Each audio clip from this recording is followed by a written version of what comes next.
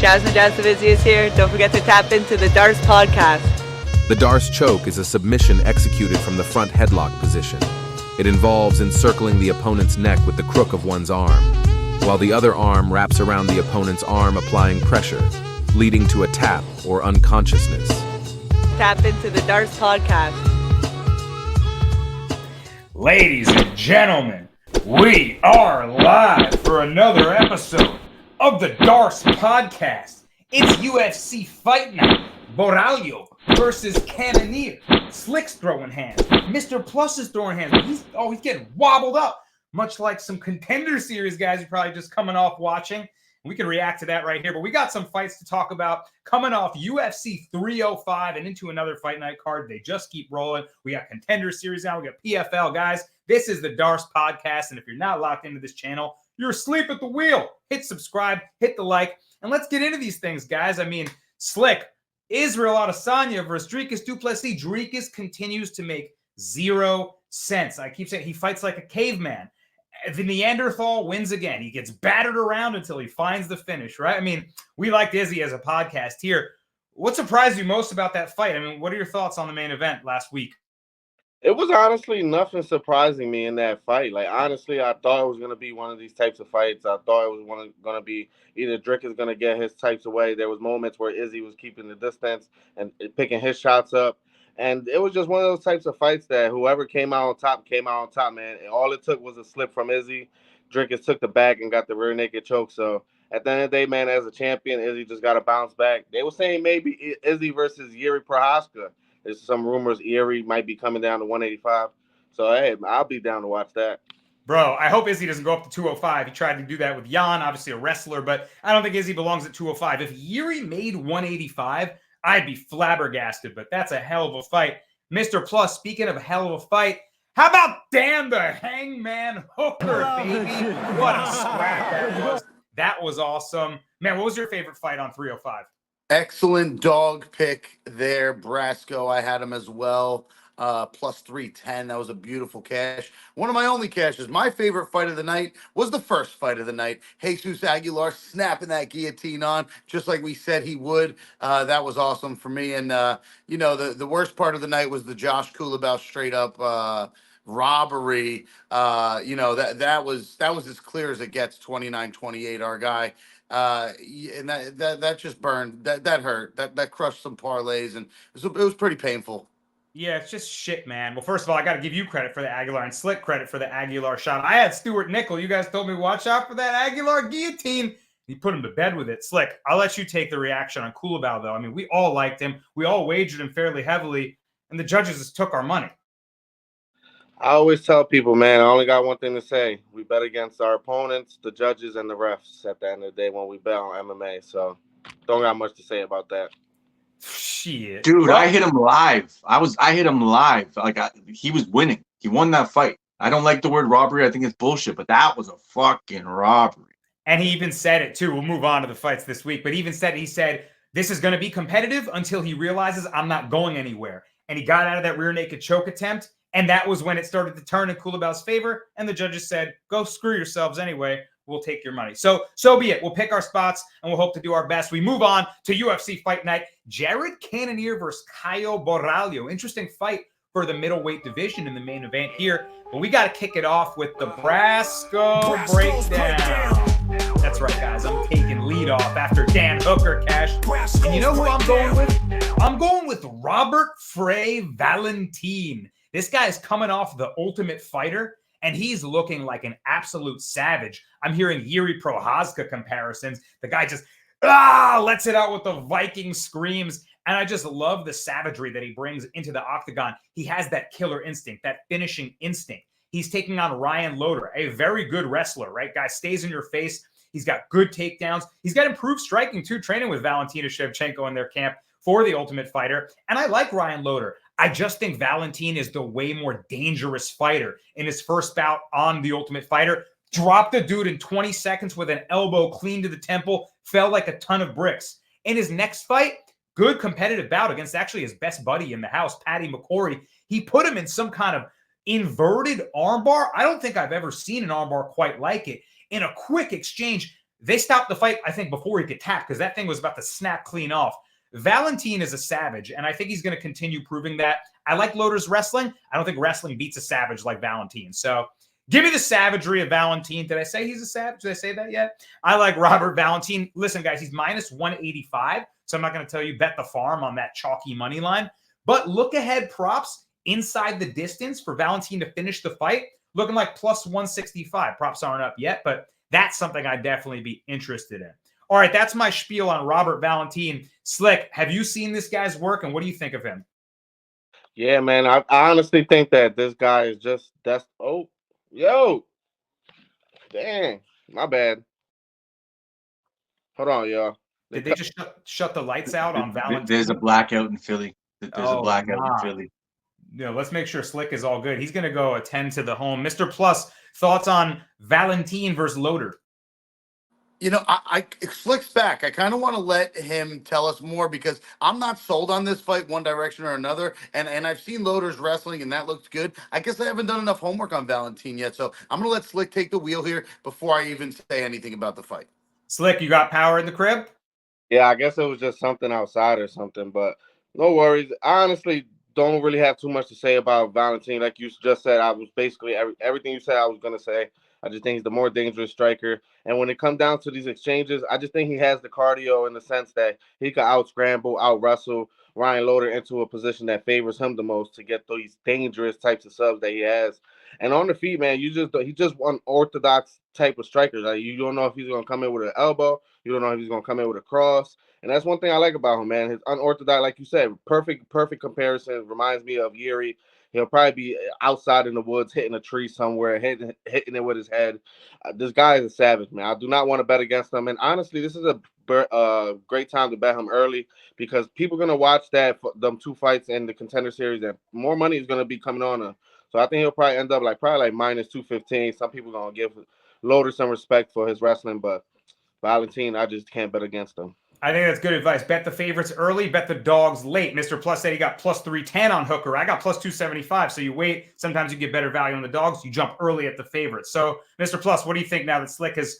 Oh, my God, there goes the power again. I kind of like what Slick just said. He said he's going to be outside banging his head on trees. You guys know me. I'm a big, huge Yuri Prochazka fan, so I got to do a little bit more tape study on this. Right now, I guess I'd side with the boys because I didn't really have a pick on this. I kind of like the Loder side, but maybe I don't, man. Maybe I like this Valentin kid. I'm probably going to have to lean with the boys. And you know what? Minus 185, it's like, obviously the bookmakers know what they're setting things up for. So minus 185 might be a really good tag. And if I do a little bit more homework and I get sold on this guy more throughout the week, since it's only Tuesday, maybe I'll even parlay him. We'll see.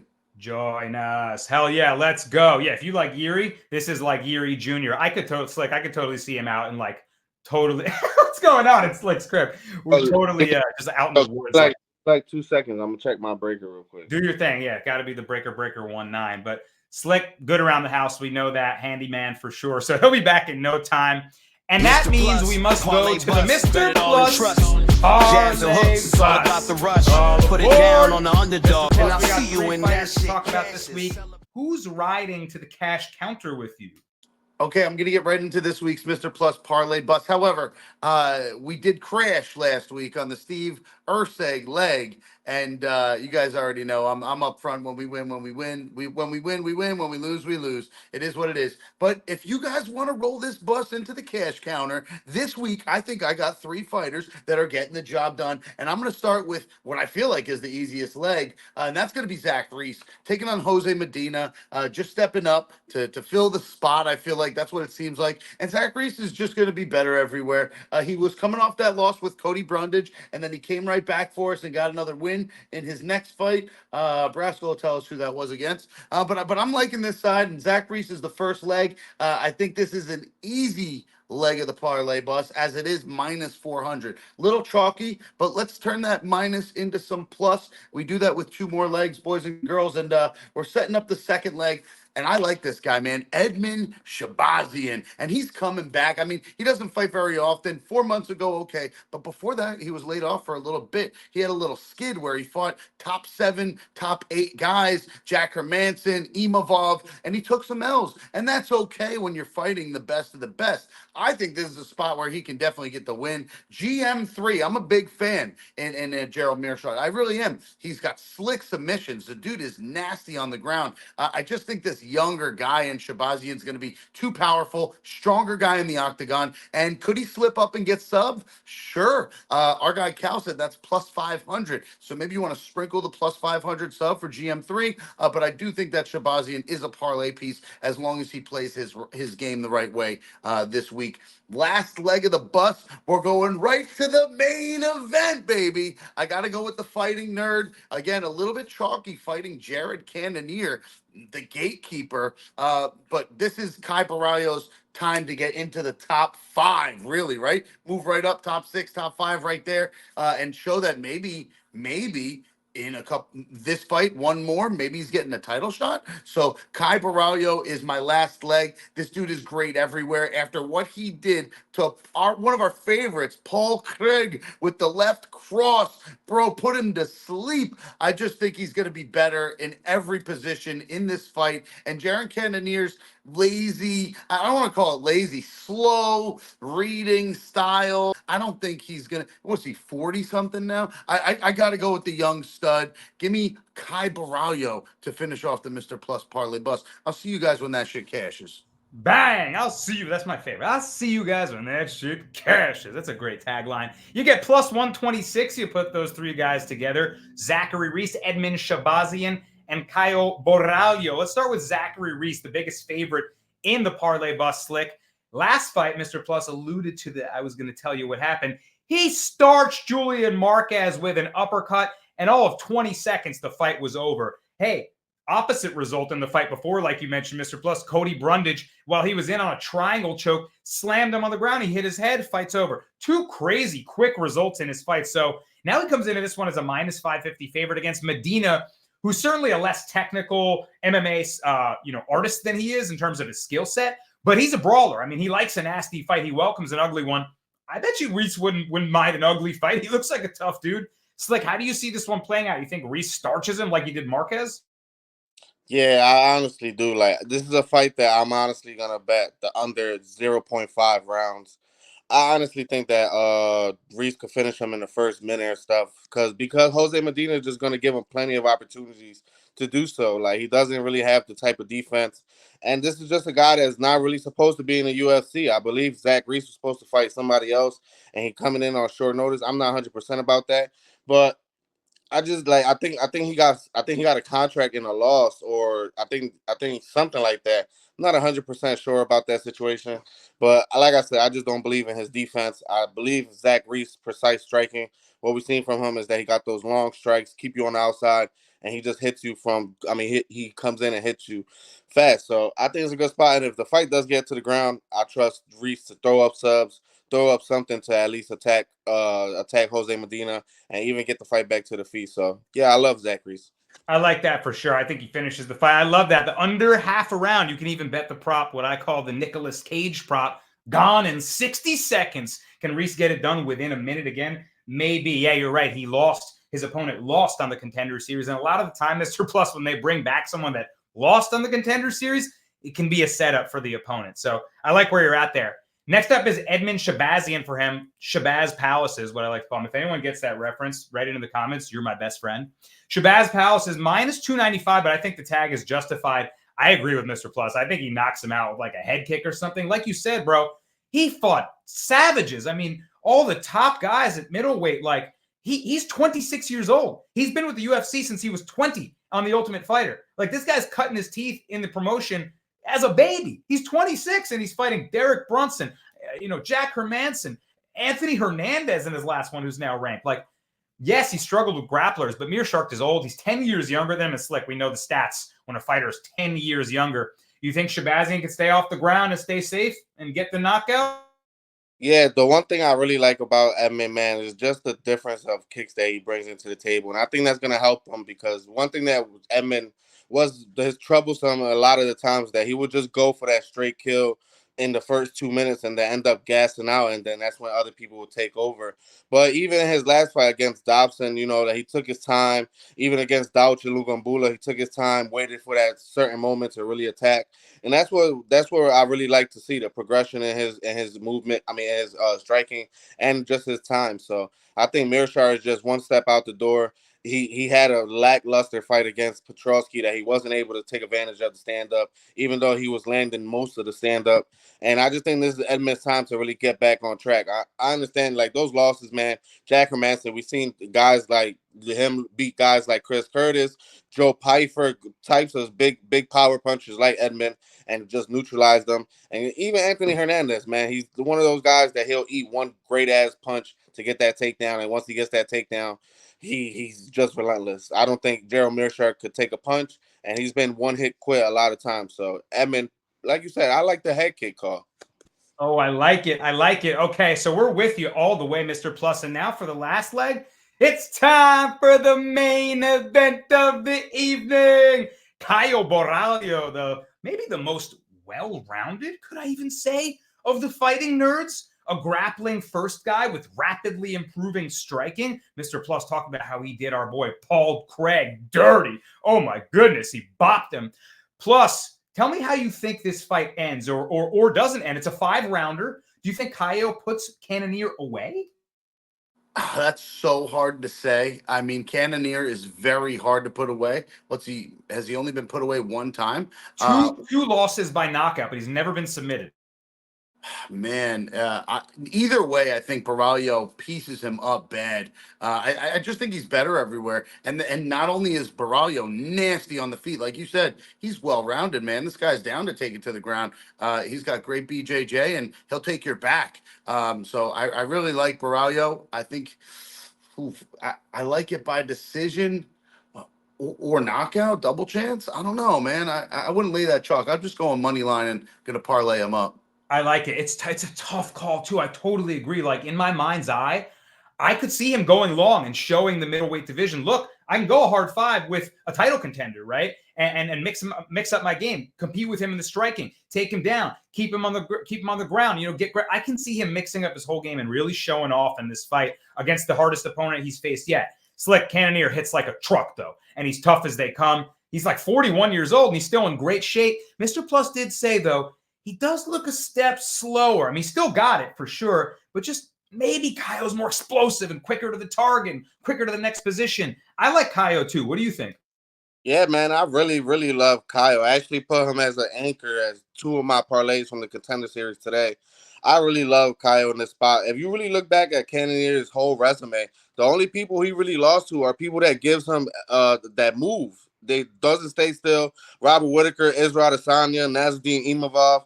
Guys like that just don't stand still in the pocket for him, because that's one thing that Cannonier loves is when you stay in the pocket. And he'd be willing to eat one because he likes that nice tight check hook that he throws and the nice uppercuts. I think this is just a spot that Caio Borralho, we actually get the boring Caio Borralho, because in his first Contender Series fight, he just played it safe, stood on the outside. Whenever he got the body triangle, he just wasn't really hunting for submissions, was waiting for killing clock. And the last couple fights after that, Dana White talked shit about him. He's been finishing guys. He's finished guys like Mikhail Lachechek, Paul Craig. So I think this is just a spot that he's going to play it safe, because he knows if he wins against Cannonier, he's going to be that much closer to the top 5. And then this is just an opportunity that I don't think he's going to let it pass from. If he hurts Cannonier, I don't really think that he's going to be urgent to get the finish. I think he's going to play it safe unless he gets like a back take and gets a sub like that. But like you said, Cannonier has never been subbed. So I really love Caio Borralho, man. Just stay on the outside. His movement is so good. And the one thing we know about him, too, that we haven't really seen tested, but I think is really good, is his chin. I know a lot of times he rolls with punches, rolls with kicks. So I think it's a good opportunity. As soon as Jared Cannonier comes in with a nice little cheeky leg hook, he rolls with it and probably makes a sweat like, oh, shit. But other than that, I think Caio just runs through him. I honestly think he gets the decision. I think he fights a 5-round decision in this fight. Probably like 49-46, Caio. I like that, man. Get good rounds in. Cal, you got to weigh in on the main event. What do you think about this one? Yeah, I'm with you guys on this one. I think this is a spot for Borralho all day long. Although I was pretty high on Cannonier as he started to up his volume and his strikes more recently, and you saw sort of a resurgence in his game. I just think Borralho puts it all together really well. We saw what he did to Aaron Jeffrey on the Dana White Contender Series, stifled him in the grappling on the cage, and then was able to run that karate style, run the distance, and then, leap in when he needs to and be sort of aggressive with that explosiveness. So I just think that he really is the truth, and he can be dynamic, but he can also, like Slick said, slow it down and make this what would be a boring fight and have Mr. Plus sort of happy that he's cashing, but he sleeping halfway through it as he's sort of holding down his opponent. But hey, sleep and cash your fucking money all day long, sir. Dude, sounds like a great dream to have. Yeah, man, I couldn't agree more with the fellas here. By the way, it's as simple as this at the end of the day. Bet on the Fighting Nerds until they lose. That's it. That's it. Head coach Flavio Alvaro has these boys on one. So that's all you need to know. Kyle Borralho, bring it home. And just like you, Slick, and probably Mr. Plus, I have Kyle as an anchor from Dana White Contender Series parlay. So let's cash it for the Mr. Plus parlay bust. Let's cash it for all of our plays. And let's move right along into the Slick Report. The Slick Report Who is do you got for us this week, brother? Yeah, we're gonna go with a girl that already cashed for us on the Slick Report, and we're gonna go with Angela Hill, man. We just seen a resurgence in her career like no other. Like, this is a girl that has been, after that Lemos fight, people were saying, "Oh my God, she won that fight. She might be going to retirement," and she's just been showing up, man. Like, she showed us in the Luana Pinheiro fight that no matter where the fight goes now, she could play it safe, attack subs. And then even in that Mackenzie Dern fight, like, for her to survive 5 rounds with Mackenzie Dern and girls like Verna Jandaroba, just goes to show you that this girl is tough enough to last with even Lemos. Like, Lemos, for her to get to the decision with Lemos was just crazy.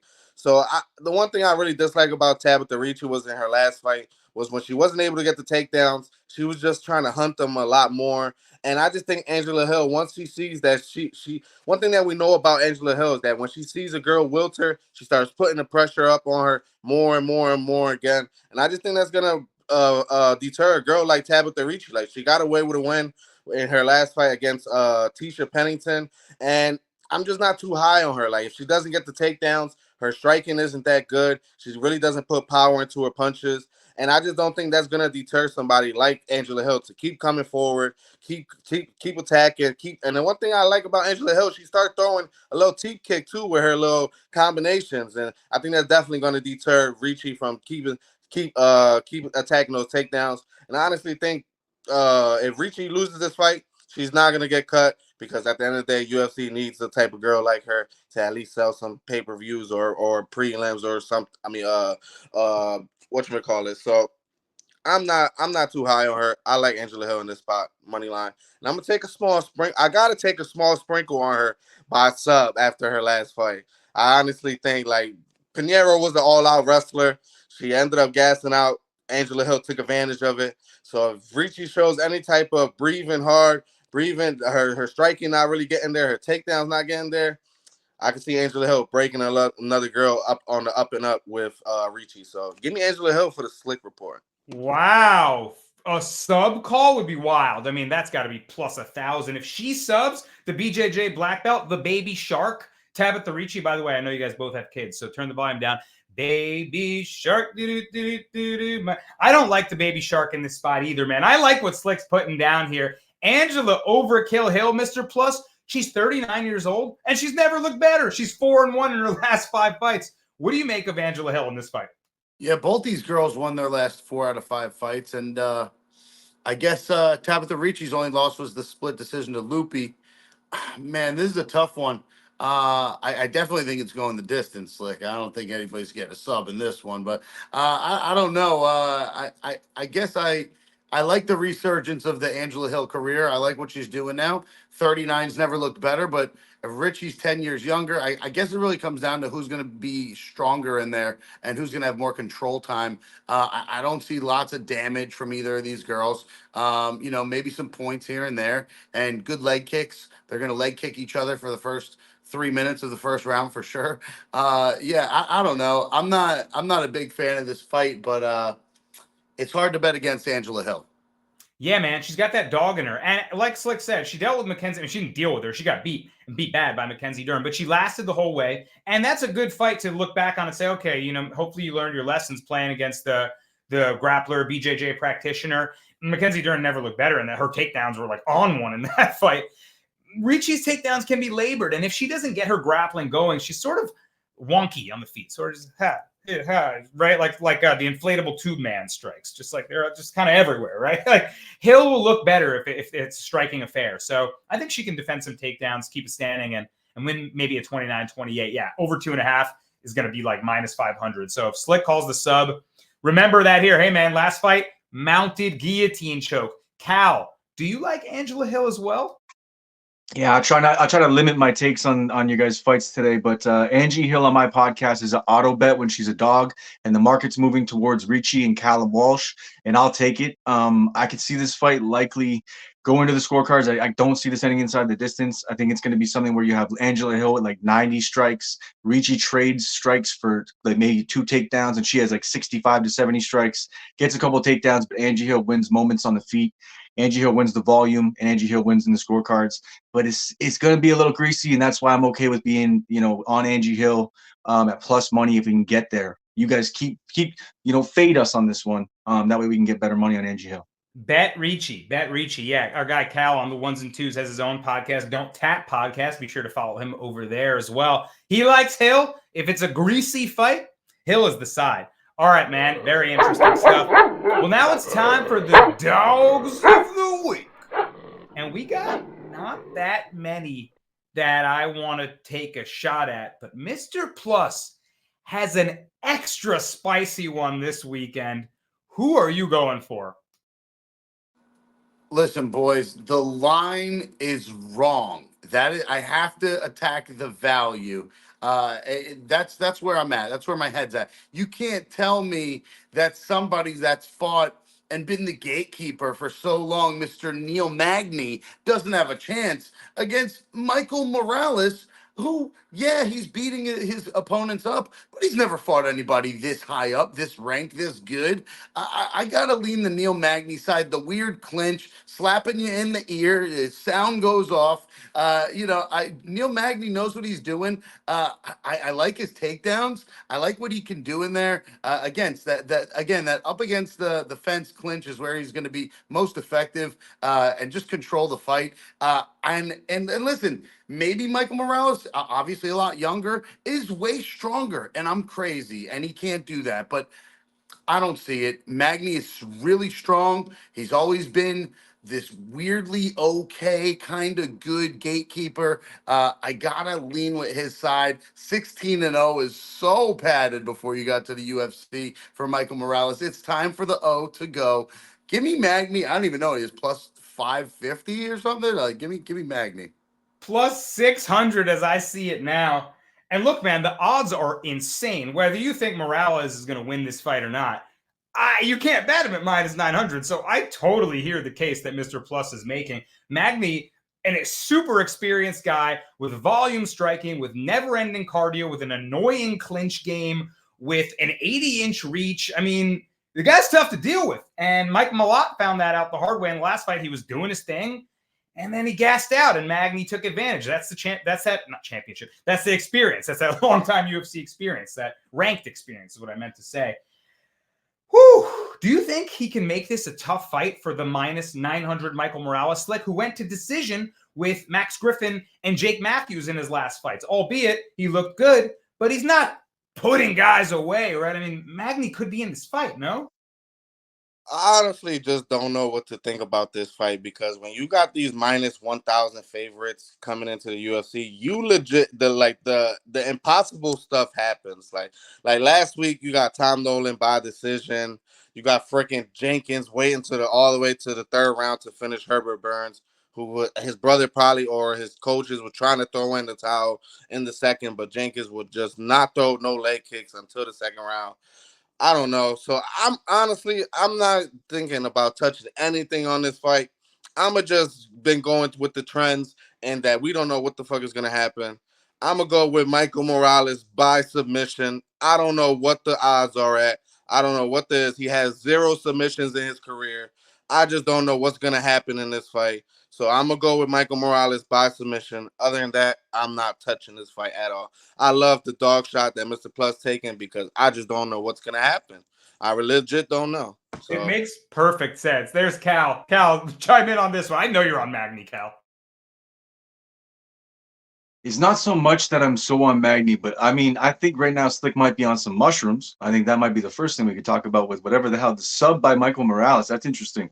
The one thing I can say to back up, what Mr. Plus sees with Magni is this: he wins fights that he drags deep, either late in the fight or by decision. And in his last 18 fights, 5 of them have not made the third round. Right, so he's the guy who's the third rounder decision guy. 5 of them, and it's been submission artists. So Michael Morales, I'll say it again, is not a prop you hit by submission, Slick. He's a striker, and it's likely not. Watch it happen now.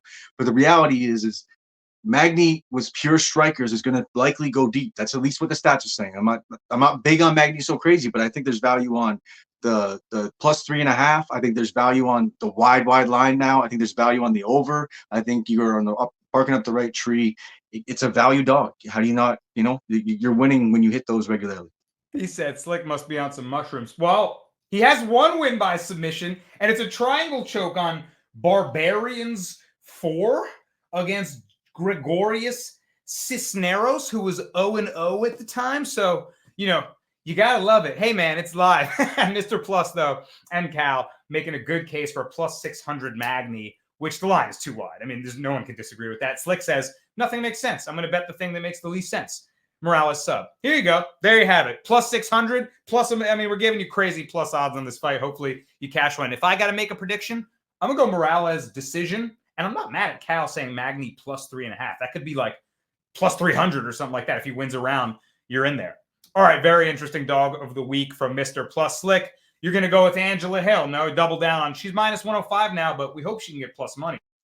Yeah, I'm not going to keep going into this. I already said what I like to Angela Hill. Like I said, Angela Hill, she gets to plus money. Bet her 1 unit, 2 units, and a little small $10, $20 bet on the sub. Mounted guillotine loading again. I don't like any dogs, guys. Which is scary. You got to like some dogs. I mean, I like what Mr. Plus is arguing for Magni, and I like what Slick's arguing for Hill. So I'm just going to copy my What board. about the Francis Marshall stepping in as a dog? So that's a brand new fight, fellas. We got Francis Marshall now stepping in to replace Danny Silva, a fighter that we were all really excited to bet and talk about against Dennis Buzukia. So maybe he can be a dog that we look at. But I haven't looked into that fight. I got to kind of figure out how they match up against each other. So for now, I'll just go Angela Hill. I like that too. And be a loser and just copy Slick. All right, guys. Buzukia kind of feels like Eddie Mush, though. He's kind of like the Eddie Mush of MMA. So you might just be good with going with the dog. The Eddie Mush. Shout out to a Bronx Tale. Money in the same way. My money's no good no more. Why? Why? Because you're a fucking jinx. That's why. Here, put him in a fucking bedroom. Ever created. Robert De Niro's first movie that he ever directed. Let's take a look at the Darce parlay, fellas. What's the Darce sign? The Darce is like that. I messed it up, right? We got our hand signals there. And the Darce parlay, we got 3 legs for you here. Slick's going to kick it off for us. How shall we start? I'm going with Jacqueline Cavalcanti on this spot against Jocelyn Nunez. I just think she's the more polished striker. We've seen her fight a way taller opponent in Zara Fern in her last fight. I love their combinations. I love that she finished her combinations with a leg kick. Jocelyn Nunez just shows that if she doesn't knock you out in that first round, she's just not really that great of a fighter. So I'm not too high on her. And she lost to Chelsea Chandler. So auto fade for me. Give me Cavalcanti. Jacqueline Cavalcante. Mr. Plus, she looks sharp with her striking, man. I like the way she mixes it up. Very fluid on the feet. What do you think of her? Yeah, if you're losing to Chelsea Chandler striking, you're definitely losing to Cavalcanti, however the fuck you say it. Yeah, like Slick just said, Nunez, if she doesn't do anything in the first round, it's game over for her. And I don't like the height discrepancy here. 5'2" versus 5'8" in women's MMA. Yeah, give me the bigger, taller girl every time. If she gets taken down by any means, she's getting right back up. So, yeah, I got to lean Slick's way as well. Yeah, and with that height discrepancy, you love Cavalcanti at range, too. I really like that, too. All right, Mr. Plus, and Nunez is just an overhand left, right? She's just going to club punches. She can stay safe away from that, keep space. She's going to pick her apart. Mr. Plus, who you got for the Darce? I'm going to be sticking with Edmund Shabazian, like we just said. That'll be my Darce leg this week over GM3. And again, I am a GM3 fan, and there is a world where he can slap on a submission in this fight. But I got to go with the Edmund Shabazian side. And it's funny, you said he's 26. He took a whole year off, and he's 26 right now. And and he took a whole year off after he had a bunch of fights. So like Brasco said, he's been in the UFC for 6 years, which in fight years is like a big veteran. He's probably 40 in fight years. So yeah, the dude is in great shape and a lot younger than Mearshart, and I think he gets this job done. I can see him finishing the fight, like you guys said. GM3 does go down if he gets hit too hard. So give me Shabazian to keep the Darce parlay rolling. All day, Shabazian, dude. I just counted it out. If you include Contender Series and the Ultimate Fighter, Edmund Shabazian at 26 years old has 11 fights with the UFC. That's insane. I can't even count to 11. Wow.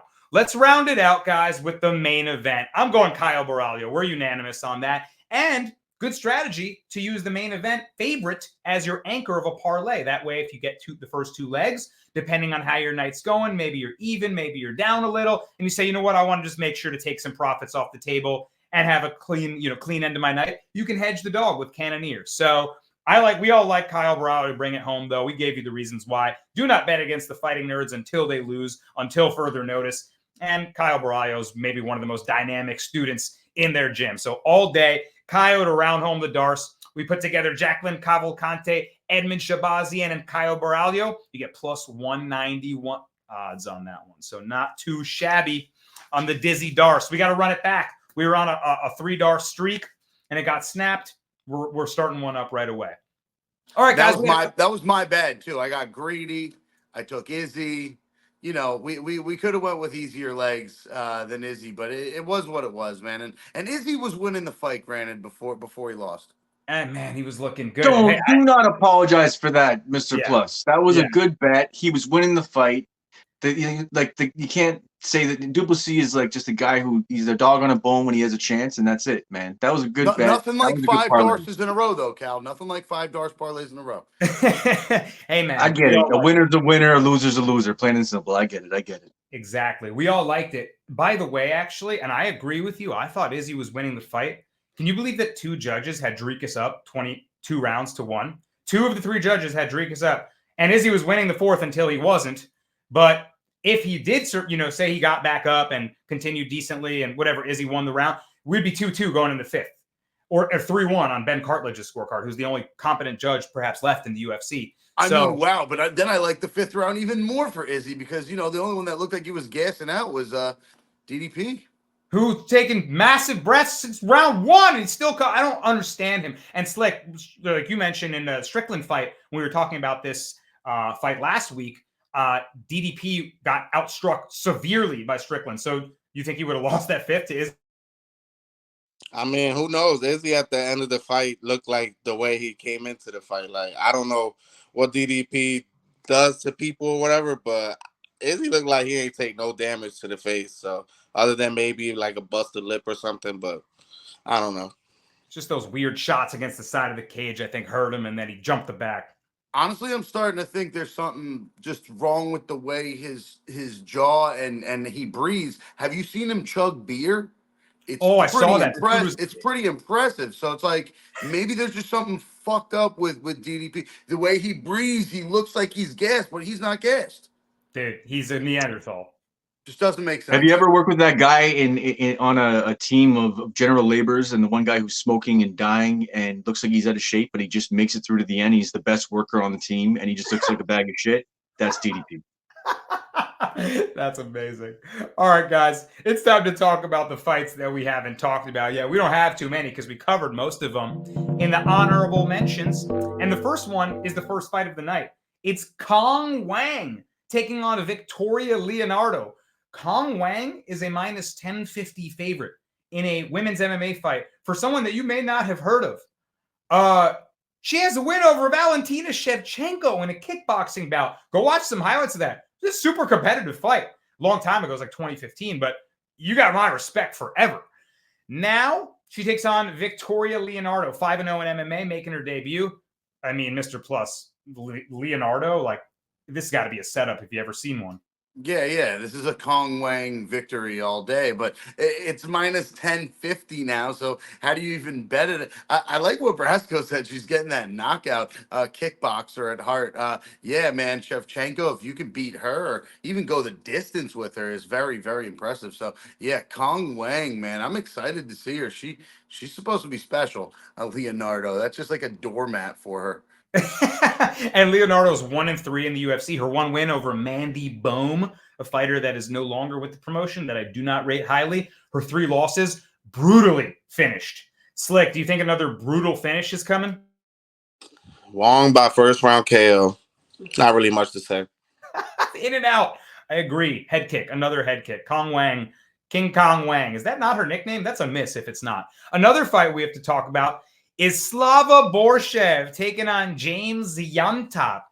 Is Slava Claus coming to town or what, man? I mean, we all love this guy. He's got an awesome personality. I've actually chatted with him in the DMs. He always responds to me. He's the nicest guy, and he's a good kickboxer, man. He's got nasty low kicks. He's got knockout in the UFC with a menacing liver shot. I love the way he digs the body with his hooks, but he's come up against it against grapplers. They gave him Mark Jacobib. That was when Mark Jacasey became a wrestler, and that was the start of it. He just held Borshev down. He lost to Mike Davis as well, good wrestler. So, and then he lost to Austin Hooper in a way that, yeah, we were worried about the grappling, but I think Slava totally overlooked Hooper's ability to strike and just focused on his grappling threats. He got sparked on the feet. And after he was already hurt in the second round, he was Darce choked. Shout out to the Darce podcast. Do you think Slava can bounce back, Mr. Plus? I want to see him win. I like the guy.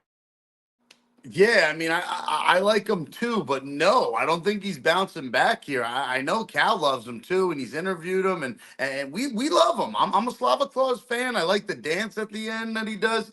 I'm just I can't go with him, man. I can't. You know what? He's a really nice guy, but he's been really fucking mean to my wallet and my bank account and my fucking bankroll. This dude ruins units. It's ridiculous. Give me fucking James Lion Top at plus money. The kid's fucking younger. He's taller. He's got a nice reach advantage. Striker versus striker. I mean, Slava Claus might be the stronger guy in there, but I'm not even sure. And don't get me wrong. I think this dude's Peruvian, right? Yeah, the Peruvian dudes can bang. They can fight. So I'm going with Lion Top as an underdog. A little dog plus money for me. Slava Claus has to win 2 more fights before I start betting on him again. I just cannot trust Slava. He has lost me more money than he has won me money as well. I mean, the Dakota Bush knockout, okay, we got that. But then Nazim Sedyakov, I was in Madison Square Garden for UFC 295 for that fight. What a fight that was. It was a draw. I felt like he won it, but he can give up moments, Slick. I mean, Slava's been tough to trust, and I worry about his ability to take damage as well at this point. He's gotten dropped by a lot of guys. They gave him a striker, though. You think he could beat a fellow striker? You can tell Brasco's ready for NFL. He's calling Chase Hooper, Austin Hooper. It's crazy. Wow. So, I really did that. That is a backup tight end. Wow. You could tell he's ready for the NFL a couple weeks. But yeah, man, I think this is just a good bounce back. At the end of the day, I told myself I'm not gonna bet against Borshev if he fights a striker. I did it against Sadyakov, and I'm gonna do it in this fight also. I think honestly, I'm gonna try to see if I bet him some type of way. I'll probably see DraftKings offer like Slava Borshev and the over 1.5, because I really don't want him to be an anchor of my parlay of something like that. Like, I don't want him to be another leg of my parlay. So I'm probably going to see what the odds are for him to win and the over 1.5. I think this is just going to be a back and forth fight. Just like the Sadyakov fight, I think both guys are going to have moments. Top does hit hard as well. So I think Borshev probably will give him opportunities for it. But I like the way Borshev just rolls with punches and then hits you right after the roll. And I think that's where he could definitely take advantage of Top. Top does try to throw just one big punch at a time sometimes. So I think that's where Borshev, the volume could help him in that sense. So yeah, man, I'm gonna take Borshev, but I like the Borshev and the over 1.5. Okay. I like it. I like it very much. I actually was Slick. I was thinking Borshev by decision. Like, you get finished by these guys, like maybe play it safer. And Slick, Mr. Plus thinks he can't trust Borshev anymore, so he'd sooner bet Yantop, which I don't blame you for. Yeah, it could be a close one. I'll say Slava by decision. Smart Slava. Avoid the damage, and we'll see how it plays out. Hopefully, he can get a dub and climb back up for a fighter that we all like. I'm gonna DM him. He usually DMs back, and you know, I'm gonna have a conversation with the guy. All right, I'm at least gonna give him a little bit, maybe a chance. I don't know though. I don't know. I'll do it Yeah, for you, Plus. I'm talking to him tomorrow. there Nice, you go. good. Let him know. I bet on him, Mark Casey, that he lost there. The next fight, he lost there. I've been betting on this guy. I've just hasn't He panned got out. beat pretty bad, man, at minus 200 and north of that right now. It's hard, even though he does have a little bit more bet savvy than Lontop, but it's like it's hard to really get to the window on that. I sort of like Slick's approach, the over 1.5 and Borshchev to win, but I even like just the over itself. I think a lot of things have been carrying to the over. I'm trying to stay away from sides on some of my picks and some of my plays. The over is playing out a lot in a lot of these fights. So Lontop, the one thing I like about the dog side, just to give Plus a little bit of back, is the Peruvians don't go away. They're badasses and they all can strike. So definitely with it. My wife's Peruvian. She's a badass. She strikes and it hurts. That's Don't awesome. let her hear that you're on Borshchev, then, bro. What are we talking about? She's gonna be like, "Why have you disrespected the flag?" He said, "My wife's Peruvian. She's a badass." That's a fact. Peruvians like come with a chin. Chin not sold separately. Chin comes with Peru, chilling up in Machu Picchu, getting iron chin. All right, I like it, man. So interesting bout there. I'll be rooting for Slava. And the only fight that we haven't talked about is a fight that hasn't been made yet. The Ultimate Fighter finale being filmed now, being aired now, I should say, for the flyweights. Khan Offley versus, I forget who he's taking on, or excuse me, Khan Offley is the fighter that is going to be fighting in the UFC. He's waiting for his opponent. And I think whoever they give him from the Ultimate Fighter in the flyweight division, Khan Offley is going to beat. Khan Offley looks like a really good fighter. So if you guys have watched him at all, Slick, do you know anything about Khan Offley? What do you think of him? I've seen the tape study outside the UFC, so I want to see how he looks. I mean, not the UFC, but the Ultimate Fighter. He looks good outside the Ultimate Fighter, so I'm just waiting for today to really watch his first. I think he had 2 fights, this one and the last one. So Yeah. watch his 2 fights and see how he looks in the Ultimate Fighter house. He looks good on the ground, man. He's tough to get off you once he gets on top. But Mr. Plus, the Ultimate Fighter has kind of gotten shittier as the years have gone on. I mean, I remember we're watching Ricky Tercios on a recent one, right? Like, who's even come off the Ultimate Fighter in recent years that's like noteworthy? Is this show even interesting to you anymore? No, I really think that Dana White's Contender Series is taking it over. Obviously, this giving live contracts on Tuesday nights is amazing. Again, I'll just throw this on the podcast. Maybe it'll get to Dana. Who knows? I think we can even make it more exciting by putting some performance bonuses in it. Not big ones. These people are broke. 5,000, 10,000, whatever he wants to do. Something small that's not. It's a little. It's half of his blackjack bets anyway, or even smaller. Give him a $10,000 bonus for fight of the night. Maybe even do it two weeks or first 4 weeks together and second 4 weeks together. I don't know, but the only fight that we didn't really discuss because it's also brand new was that Francis Marshall fight. But I will be taking Francis Marshall, not just because I'm fading the mush like Cal said, but I do like Marshall, and he's a dog, and he hasn't won his last 2 fights. He's lost his last 2 fights, but he's a Jersey kid. He's tough as nails, and I just think he's gonna bring it to Dennis Bazooka. Bazookia. I don't think that's a good matchup for Bazookia. I'm going Francis Marshall all fucking day. And when you take a fight on this short notice, you usually, not that it works out in your favor every time, but you usually come fucking ready. So I think he's been training. We haven't seen him in a little bit because he got knocked out or clipped a couple times. I think he comes back real strong here and makes a statement. Yeah, I mean, look, his 2 losses in the UFC, split decision against William Gomis. That was close fight. And we thought he won that fight. Wait, we all had Marshall in that fight. That was BS. That wasn't no, he won that fight. Okay, let me take that back. So that's a BS loss. It all came back to me. And Isaac Dulgarian. I mean, what are you going to do? Dulgarian's a beast. So this is a much more winnable matchup for sure. I actually really like Marshall in this spot for the simple fact that the guy moved gyms, man. He's been training at, I believe, Team America Top Team or Team Alpha Male down in Florida. So I understand that. And the one thing I like about him, too, is that, man, he's been keeping his cardio up there, running like 10 miles every morning. So he's been staying ready. So I understand why he took this fight on short notice. And sometimes short notice fights, Mr. Plus, you alluded to this, like you can be better like with less time, as long as you're staying in shape and you're ready. It's not always about like game planning for the opponent and having this crazy tactical approach. Like sometimes it's like, I'm ready. Who's next? I want to fight him. And just put all the other stuff to the side And you get the call 3 days. There's no long, drawn-out waiting period. You get the call, you do your last reps, you get on a plane, and you go fight. It could be the best thing for him. So I like it. Before we get out of here, I just want to confirm what Slick is saying. I'm looking where he's training. Top Team. You nailed it. And he was at like Pellegrino Martial Arts before, like no-name gym. So you always like to see a guy evolve to a bigger gym. All right, Plus. All right, Slick. You've convinced me. I like Francis Fire Marshall on short notice. He deserves a win, man. All right, man. We did the damn thing. That's the Darce Podcast, UFC Fight Night, Borralho versus Cannonier. Mr. Plus, sign us off with a little message for the people. Well, guys, just remember, unit management. Don't go crazy on these bets. Have fun with it. We want to keep you guys playing every week and not having to reload. And if you're MMA fans, don't forget to hit that subscribe, hit the like, notifications on so you guys know when we drop those posts. And, of course, throw some dubs in the comments. We love to see the W's. We love your feedback. Come with us on the Plus Bus when I'm driving. Come on, man. Let's go. Yo, help the show grow. We appreciate all you guys watching. Slick, leave the people with a good word.